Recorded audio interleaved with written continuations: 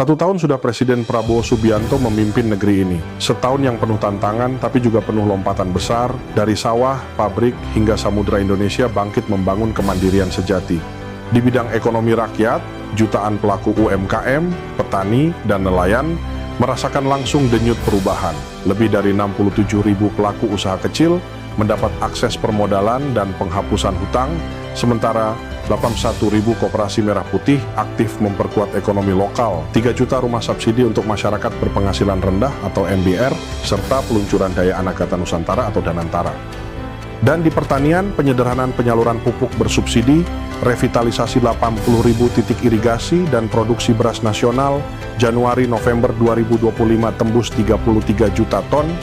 Kabar baiknya, proyeksi neraca beras nasional menunjukkan surplus lebih dari 3,7 juta ton di akhir tahun, menjadi yang tertinggi sepanjang sejarah tanpa perlu impor beras medium di periode tersebut.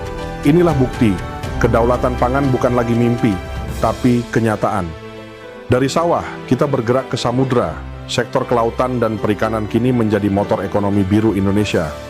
Ekspor hasil perikanan Januari-Mei 2025 mencapai 2,49 miliar dolar Amerika, tumbuh 8% dibanding tahun sebelumnya. Investasi di sektor kelautan menembus 2,3 triliun rupiah, didorong oleh sektor budidaya dan pengolahan hasil laut. Pemerintah mulai membangun kampung nelayan merah putih di 65 lokasi tahap pertama, dengan target 1.100 kampung nelayan di seluruh Nusantara. Di bidang kesehatan, lebih dari 36 juta rakyat telah menerima cek kesehatan gratis dan 1,1 miliar porsi makanan bergizi dibagikan ke anak-anak Indonesia. Sementara di pendidikan, 165 sekolah rakyat telah berdiri, 16.000 gedung sekolah direvitalisasi, dan ratusan ribu ruang kelas kini dilengkapi papan digital interaktif menyongsong generasi emas Indonesia 2045.